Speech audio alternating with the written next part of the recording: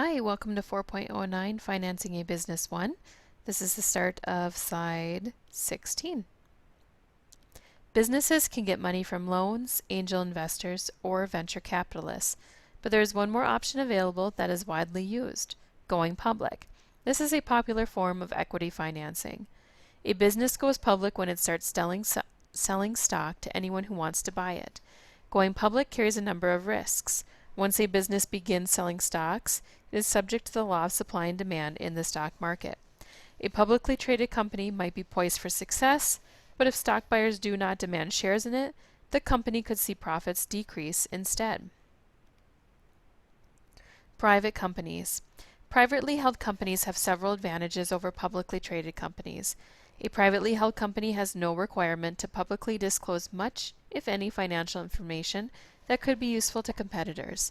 Private companies also receive less scrutiny from government regulators. Most small businesses never go public. It is very common for small companies to stay private forever, although not all private companies are small.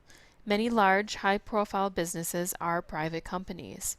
Hallmark Cards, Toys R Us, C&S Wholesale Grocers, and Levi Strauss & Company are among the largest of the privately held companies.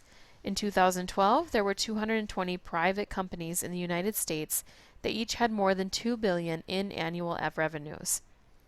Together, these companies accounted for $1.4 trillion in combined revenues and employed some 4.2 million people. A rite of passage. Although there are many private companies that intend to stay that way, it is also common for businesses that reach a certain level of growth to become a public company. They do this to raise money by selling all or some of the company to the public. The occasion when the company first sells stock to the public is called an initial public offering, or IPO for short. An IPO is when a private company becomes a public company. It's the moment when shares of the company are sold openly in the stock market.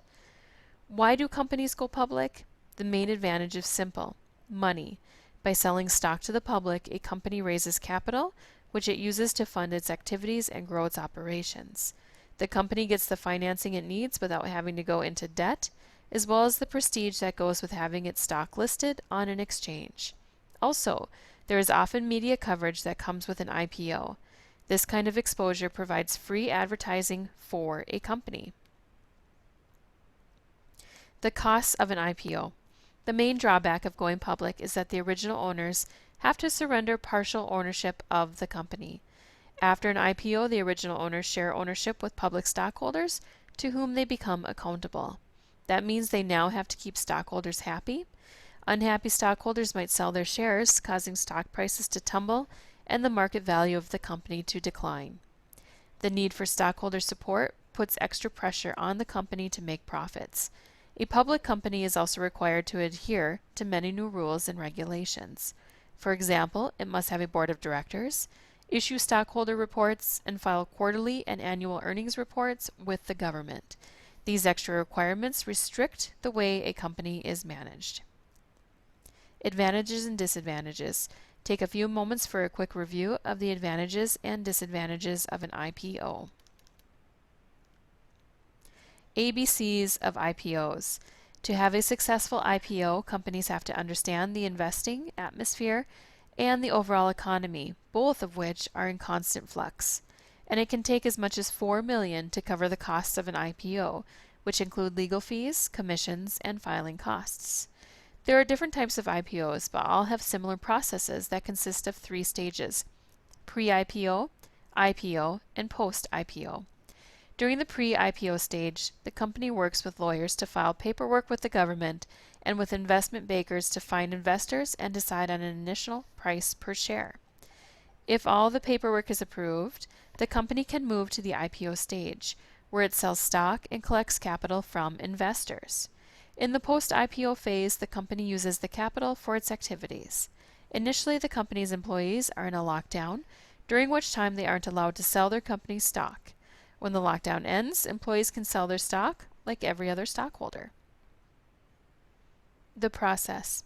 Watch the slideshow to see how a traditional IPO goes down. Click the blue triangle to begin, use the arrows to advance, or review slides. An IPO success story. Completing an IPO is a milestone in the life of any company. With preparation, diligence, and the right economic environment, a company's IPO can lead to great success. Each IPO is unique, but it's possible to learn from the IPO experience of Google. The idea behind Google changed the way human beings obtain knowledge and communicate with each other. But what made that idea profitable? Google started with seed money from angel investors and 2 venture capital firms.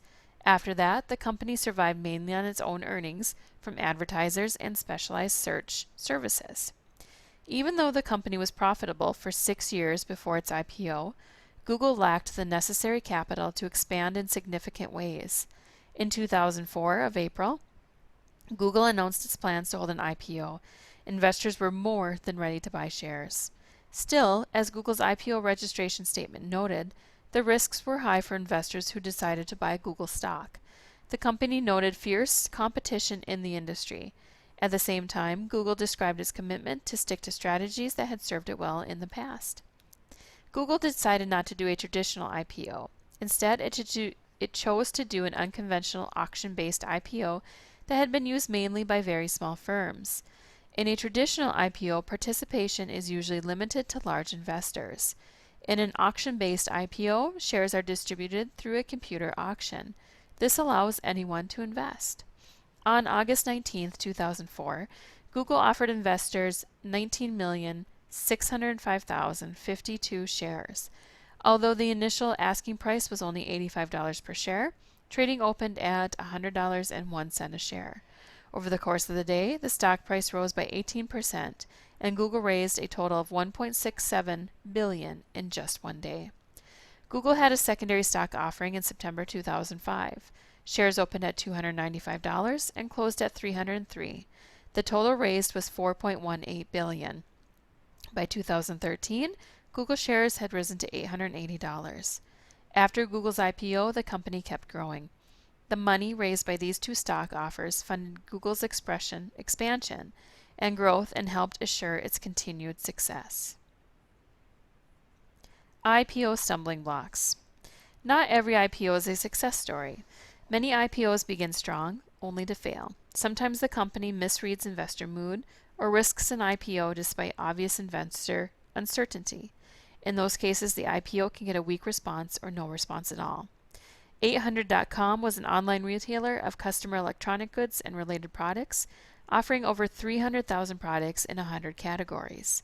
The company was founded in November 1997 by Gregory Drew, the president and CEO. 800.com launched its website and began selling products in October 1998. 800.com faced logistical challenges such as warehousing, shipping, financial transaction security, and other issues. And while the idea of internet shopping was growing in popularity, shopping and paying for goods online was still something of a novelty in the late 1990s.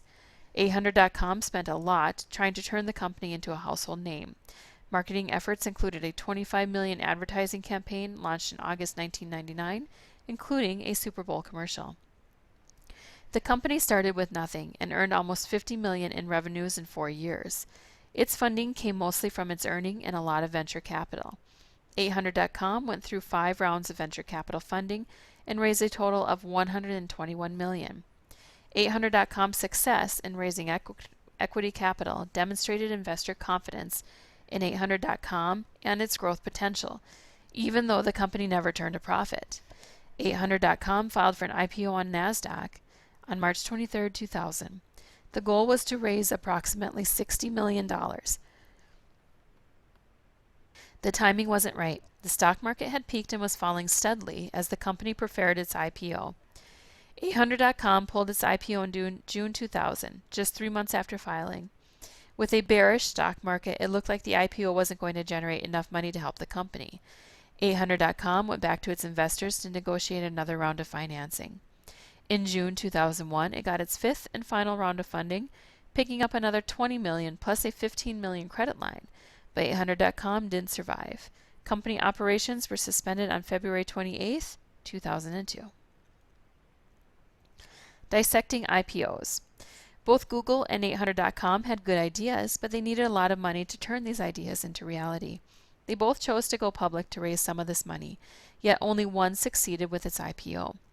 The difference starts in the pre-IPO stage. Before deciding to go public, Google was a profitable company that already showed a healthy growth. Conversely, 800.com had never made a profit and remained consistently in debt despite growing sales. Another important factor was the timing of each IPO. Though they were scheduled just 4 years apart, the economic climate surrounding each IPO were as different as night and day. The 800.com IPO was scheduled at a time when investors were starting to flee from online retail companies because sales weren't living up to expectations. Its hope for rescheduling the IPO were dashed by the events of September 11, 2001, which caused sales to plummet. Google's timing was much better. By 2004, internet-based companies were doing much better, and investor confidence in technology IPOs was starting to return. Of course, 800.com never made it to the IPO while Google's IPO was a resounding success, and in post-IPO stage, Google kept on growing. IPO review. IPOs take private companies and turn them into public companies. As such, they are a critical part of any free market economy, allowing the public to invest in and profit from businesses' successes. If handled correctly, IPOs give companies the big bucks they need to build on their ideas. Almost all of the largest, most successful corporations are public. Not every company owner chooses an IPO, however. Some business owners prefer to keep the company private without having to account to stockholders or share their profits. And not every company that wants to do an IPO succeeds. Scheduled IPOs can get derailed, and even an effective IPO is no guarantee of business success. Test your knowledge of the difference between public and private companies below. This ends 4.09 Financing a Business 1. As always, let me know if you have any questions. I hope you have a great day.